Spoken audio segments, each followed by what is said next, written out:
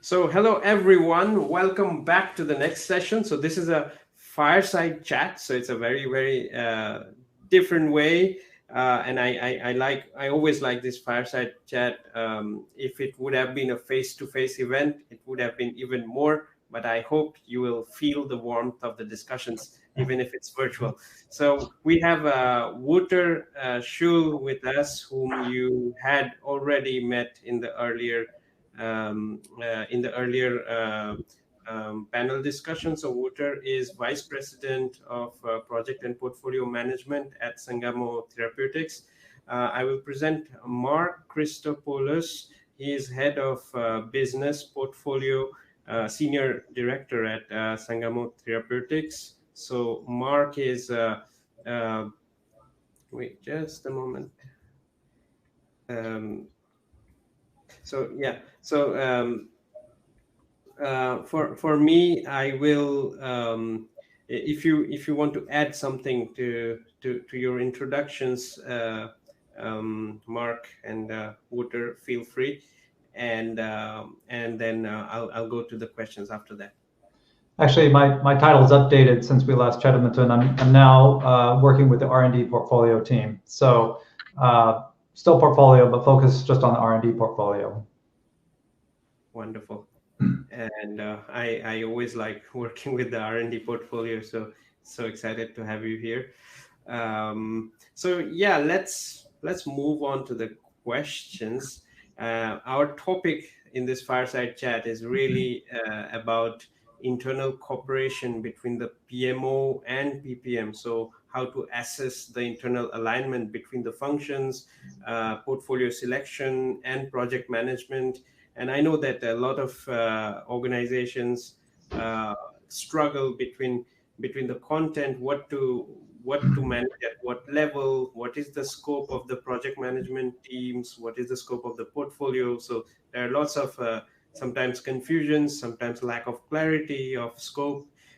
So I'm glad you stepped up to respond and to share around these topics. So my first question for you is, what is the role of a portfolio manager, and how should portfolio management function cooperate and coordinate with project management function? So I'll go ahead and start with that one, and then Wouter, you can provide commentary if that makes sense. So I like to, when people ask about portfolio management, how is it different than project management or even program management, I like to talk about kind of a pyramid, like Maslow's hierarchy. And you've got project management, which is where the actual execution, the work gets done. Program management, which is holding those projects aligned to program objectives.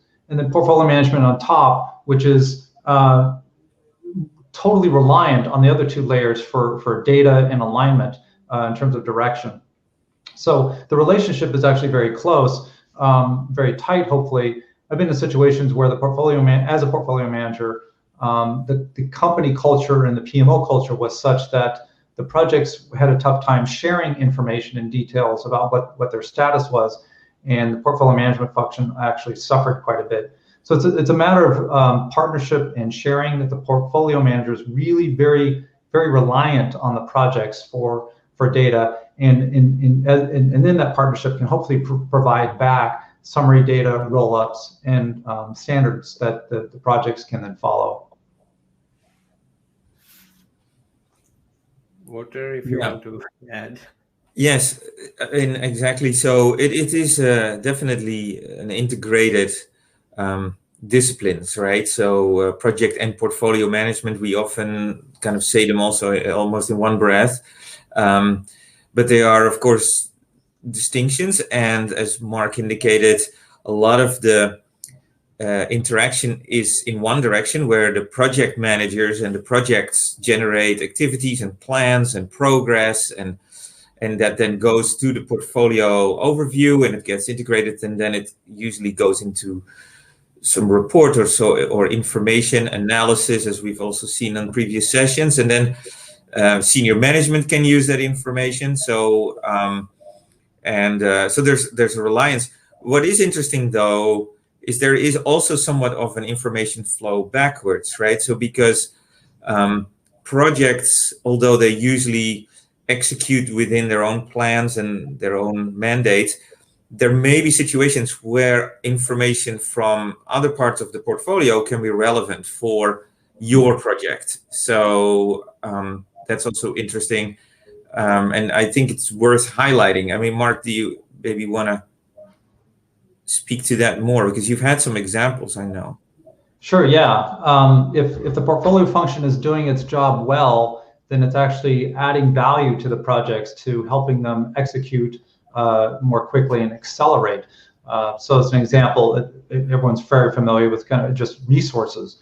If the portfolio function is able to do its job effectively and get the data effectively, they can turn around and not just provide resource constraint information to executive stakeholders, but to the projects themselves. That's of great interest to the project, seeing where the project constraints are, not just for themselves, but for other projects as well. Risk management is another example, right? If other projects have access to each other's risk management data, they can see where the risks have come to fruition, where they've blown up into issues, and hopefully learn and see what the mitigations were for that. Also, I mentioned standards. Hopefully, if the portfolio function is doing its job correctly, the standards that they're deploying in terms of the projects standardizing on templates and best practices, how they do their change management for schedule changes, if everyone's doing it the same way, that helps the projects all execute more effectively, more efficiently, allows the PMs to help each other rather than everybody doing things differently. Absolutely, thank you. And I really like this idea of having a bi-directional flow between the information and that is feeding not only between the projects and the portfolios, but between different portfolios. Excellent. Let's move to the next question. What is the role of a project manager, and how should project management function cooperate and coordinate with portfolio management function? Yeah, I can start with that one. Of course, we probably all roughly know what a project manager is supposed to do, right? Is to help the project plan and execute and monitor and control and all those things. And but then how does that translate into a portfolio setting? So very important is, of course, that information is not just isolated to the project itself, but that it somehow is in a system that can get accessed and rolled up onto a portfolio level in a effective way. Important aspect of that, I think, is both the quality of the information and also the timing of that information. So it's of course not really possible to update your plan on a hour by hour basis, or sometimes even a day by day basis as a project manager. So you have to work out some kind of cadence and some kind of processes, like how often do you update your plan and your progress. If you have a very good system implemented, then you could do it daily, I guess. But there will always be, some asynchronous there. So then it's also important to know what the cadence of the portfolio manager and the portfolio output is. If you know there's going to be a report compiled at a certain last Friday of the month or whatever it is, then that awareness and buy-in from the project manager is there to make sure that your systems are updated on the last Thursday of the month, right? So that the portfolio manager will be able to read out the most accurate and high quality information. So that's one aspect. Mark, you can speak to that too. Yeah, I completely agree, Wouter. It's that partnership, right? So the project managers, they have to be bought into the whole portfolio function and capability, and realize that it's adding value to the project managers themselves, as well as the project's core teams and stakeholders.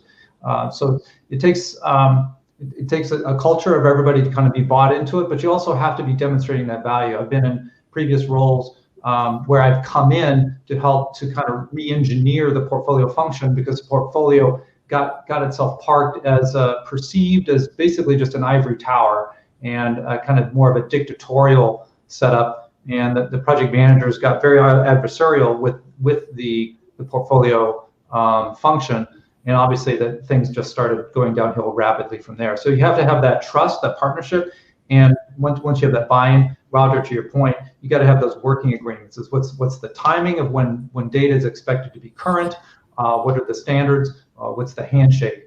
But fully understand, as Walter said, project management is where the action happens. It's where everything is dependent. It's where the rubber meets the road.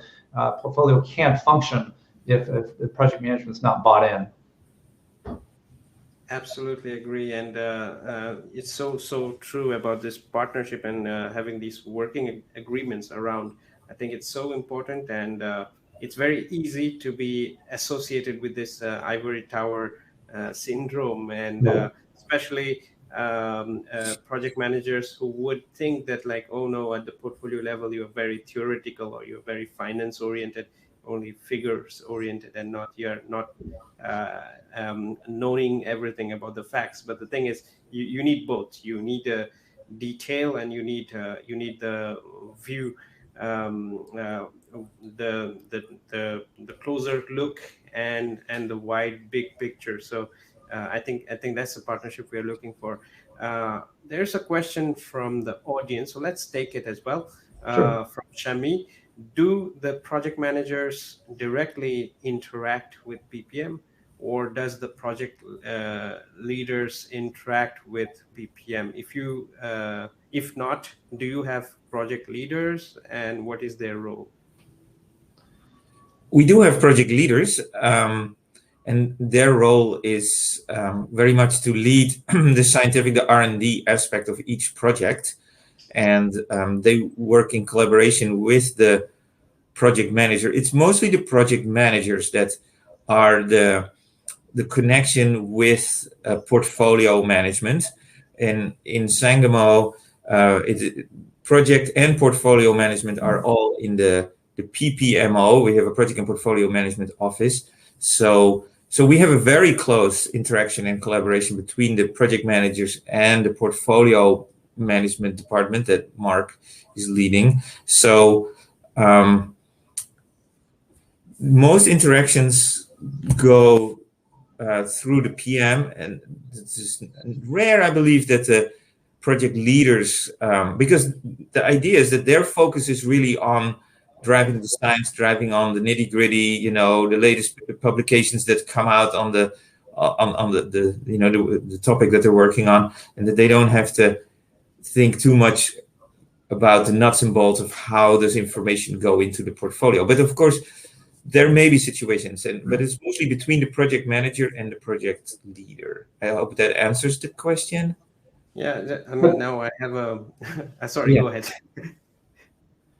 So can I chime in real quick with it before we move on? Yeah, sure. Walter, yeah, spot on, totally, point well taken. I would say at previous companies I've worked at, I've seen it other ways as well. In our practice, we are all practitioners here in the PPMO space.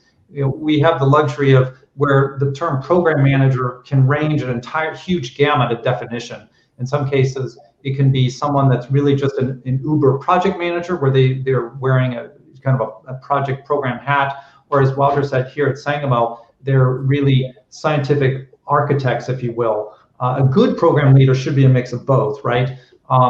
And so based on kind of how we've kind of designed the interaction between project managers and program leaders at Sangamo, the project managers are really the ones that are the focus around driving schedule, driving issues. And so that's why the portfolio is really dependent on them for the time being, for that data, that partnership that we've been talking about.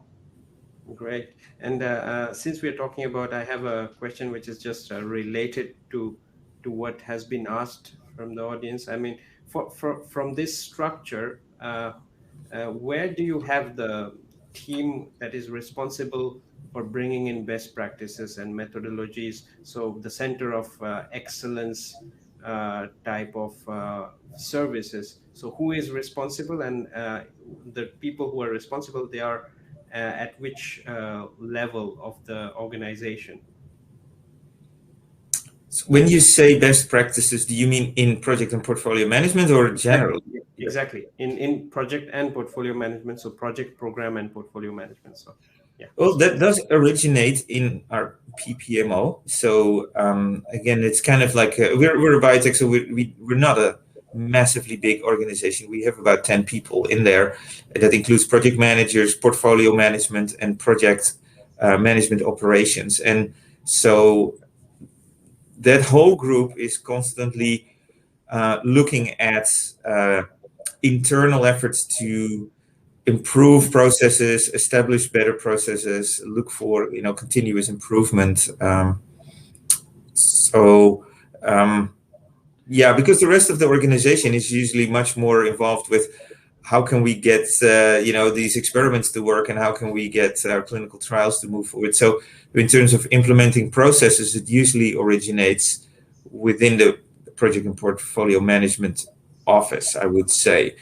Although it can also be sometimes in departments where they also have processes. And that's why I was asking specifically, because like in TechOps CMC, they will definitely also have best practices and procedures that border on project management processes. So we definitely interact with those departments as well to align.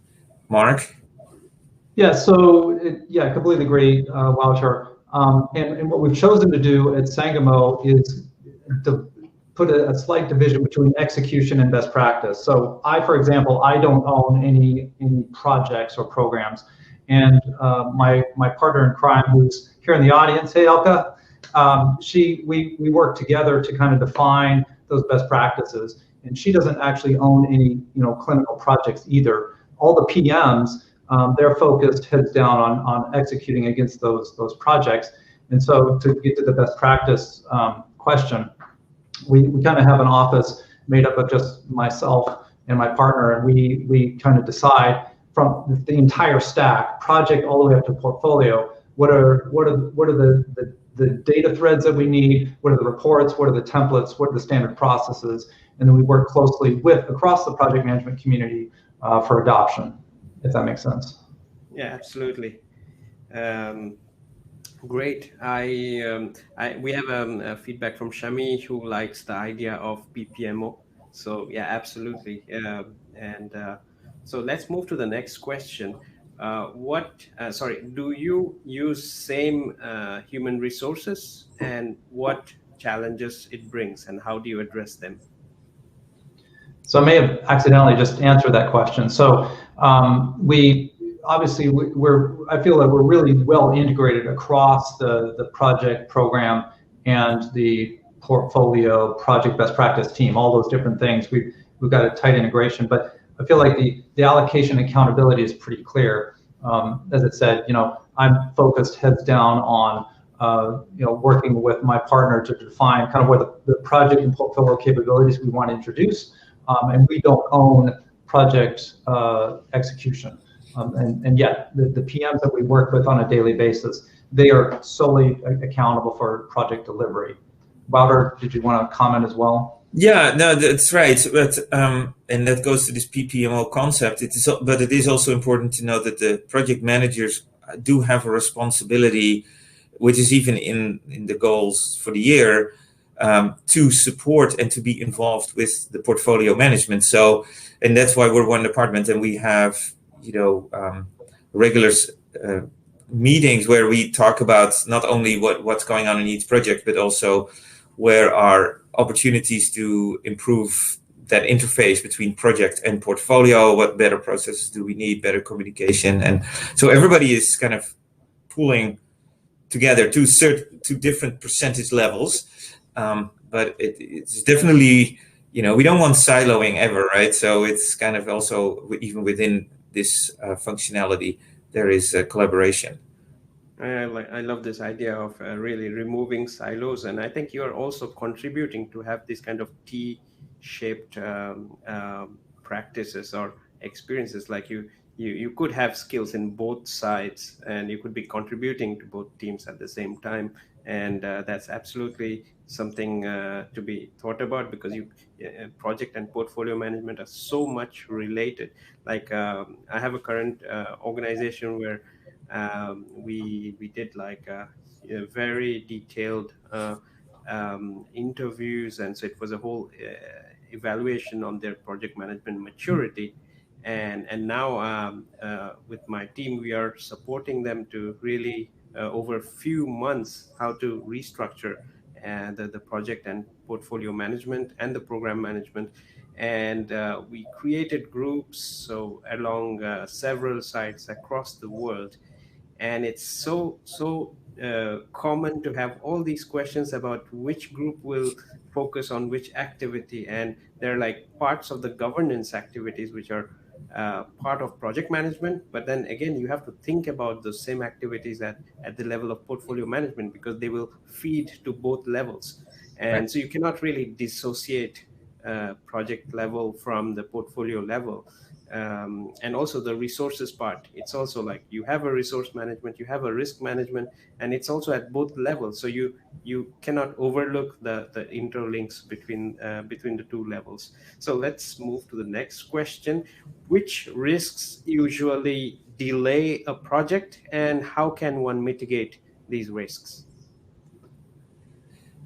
That's an interesting question. But then I guess if Walter and I had a machine that could immediately identify which risks are going to impact a project, we wouldn't tell you all about it. We would just license that machine and retire.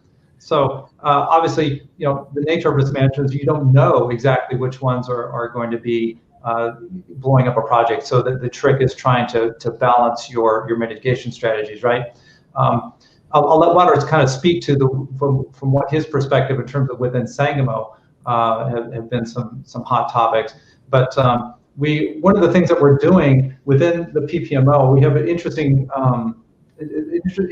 situation right now is that we've got most of our project managers are including myself and across the organization, are relatively new to the company. Sangamo has really been working on a transformation that started about 2 or 3 years ago, and we're just now starting to see some of the results. The projects prior to this were pretty much independent. The project manager would be heads down, focused on just executing and delivering their projects, and there wasn't a lot of crosstalk or learnings across the different projects. And so, one of the examples with our risk management process that we're in the midst of deploying is we're helping getting the PMs, again, many of which are fairly new with the company. They are eager to be collaborating with each other, learning from each other, teaching each other best practices that they've seen at other companies from their experience, because they're all deeply experienced from other areas of industry. So that risk management process is a great way for them to kind of learn with each other and kind of check and balance and see what's working versus what's not. The trick, of course, is we're trying to roll up those risks and be able to see which are the ones that are likely to get us, whether it be on probability or impact. But I dare say I'm not sure that we have any secret sauce here is to be able to magically tell which ones are going to be that way. But Wouter, you might want to weigh in there. Well, risk is one of my favorite topics. It's so interesting, so complex. We actually have a session on it later today, I believe, specifically on risk. So, and I'm on that as well. So we'll talk about it more. I mean, all I can say is that it's important to know that risk has a large analytical part, and you can do numbers, you can do exercises, but there's also an emotional part. There's a cultural part. There's and there's even like mythical part to it, like this whole idea that take more risk, that's good. Is it? Like really? Do you? So there, yeah. I think risk deserves its own session, and it absolutely. And I mean, when you mentioned this emotional part and the analytical part, I just remind all these project managers who were so proud, like, we have a risk matrix. It's really beautiful. We have everything, where they present it in a very clean way at the steering committees. And actually, when I started following up a bit in detail, okay, you have all these risks, but what did you do with that? Did you have really mitigation actions, and did you do some real actions on that? And they had, the actions are ongoing. We have identified someone, but actually nobody ever did anything on those mitigation. And I do like the emotional part of it. One of my teachers, and he's like one of the famous authors on the topic, Dr. David Hilson from UK, and he has created the Risk Doctor. He's called the Risk Doctor, and I think he even received a lifetime achievement award from for his contribution in the field of risk management. And I like the way he presents in his website the different types of risk attitudes, and what kind of emotional triggers are affecting those attitudes. And he goes really deep into that, into the psyche, like why do some people take those actions, and why some people don't do take up those actions, and why we have the same problems with the risk. So excellent. I will go move to next question. How do project delays influence portfolio managers jobs? So I'll start on that one. And it's interesting that you bring that up, because that's one of the areas we've been spending a lot of time. As I talk about this transformation across Sangamo and across our PPMO. One of the places that we started really at the beginning of the year was, and going into last year, really in the mid last year, was focusing on schedule impacts and what do we do about that, and trying to create better transparency. The way it can influence portfolio management is that if the portfolio doesn't have a sense of the ground truth, if, as I said, at a previous company, the portfolio was really this data reporting engine, but the data many times wasn't detailed enough to be able to be actionable. And as discussed in earlier sessions yesterday, the portfolio management function should be focused on decision making. You should be coming forward with data to support actions that are around decisions that your stakeholders want to take and directions they want to go into. And if you're not addressing that problem, if you're not meeting that need, then you run the risk of becoming kind of this ivory tower academic institution. And so if you don't have that handshake with the projects, that trust, so that you can be providing transparency on scheduled delays, so that you can provide the ground truth as to where the deliveries, the milestones that are cutting across the entire portfolio, then you're just not providing that service, and your stakeholders are going to get their data elsewhere. They're going to work around you and go talk directly to the projects, and creates a lot of inefficiency. Absolutely. Walter, if you want to add something to it. No, I mean, that's exactly right. And of course, delays, I mean, it goes back to what I said earlier. Also, it has to be communicated. It has to roll up into the portfolio. You don't want information to get out and around and be communicated through other channels. So that's one thing to consider, that people heard something here or there, but it's not represented in the weekly or monthly updates. So yeah, and I mean, it also goes back to emotion as well. Delays. I mean, sometimes people don't like to report it because it could be the feeling that it reflects poorly.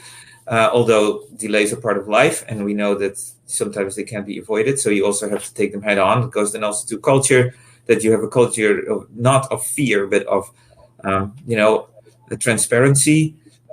So I think, again, it's a great topic and it goes to portfolio and project management, but also beyond that, right? So how do you deal with that kind of topic, like delays and reporting on it, and taking it head on as an organization, and just and not try to sweep it under the carpet or make it better than it really is.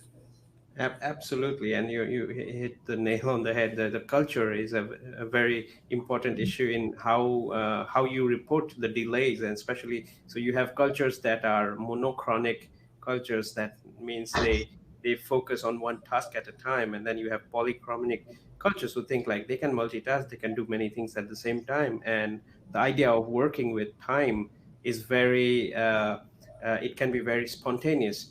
And then you have the task related task specific cultures who are focused on the task because the task is more important than the relationship. And then you have relationship based cultures where the relationship is more important. If you take care of the relationship, it will take care of the business. So you have to think about what culture you are dealing with, especially with your project teams. And so absolutely. So one last question to wind up the session: can you show an example of addressing and solving mutual issue that impacted both portfolio and project management?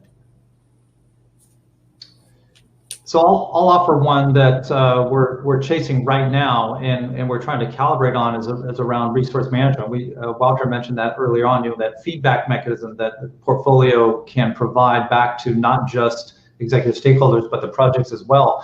Our projects are grappling right now with understanding how they can get the resources they need. Some projects that have lots of availability, lots of visibility, lots of priority, are able to find the resources they need. Other projects, they're having a tough time getting visibility to where their constraints are, and being able to see, but also articulate and get attention onto potential resource constraints. Some of the functions are having a tough time with the onslaught of projects that are coming upon them as we get busier and busier. And so the pain that the projects are feeling, the pain that the functions are feeling, the portfolio can help provide that. But it's a question as to what's the right level of detail, right? You can create an enormous resource engine that tracks every person's every task, every hour of where they're spending their time, and you could have an army of people that's tracking all that data. But what's the value, right? So what we're doing right now is trying to calibrate kind of where's the right level in order to get the detailed data that we need to be able to answer the questions and solve the problem properly calibrated. Walter? Yeah. A little to add to that. It's resource management. I think it was also mentioned yesterday that is one of the hardest things to do. It connects to everything. It's very dynamic. You never have enough information. But I think everybody is working on something like it, and so are we. I don't claim that we will have the perfect solution, but we're working on it. Thank you very much. I really, really enjoyed discussing with you and having this fireside chat with you, although we had a virtual fire. I like this idea that I'll be taking home, that you have to move from ivory tower academic institution to a handshake with projects, and that's something that you have to always keep in mind. Don't let the image of being close to the projects and close to the reality and the facts go away from the portfolio side, and try to remove all the silos. Take care of all the data threads that are impacted in your decision making, and select the right level of detail and what's bringing value to your organization. So absolutely fantastic topics. I would love to continue the discussion. So we will go for a lunch break now, and the next session will resume at 1:30 p.m. So during this session, you can also visit the other parts of the sessions, which is in the expo and the networking option. So feel free. And so have a great break, recharge, and we see each other at 1:30 p.m. Thank you. Thank you, Ethan. Thanks, Walter.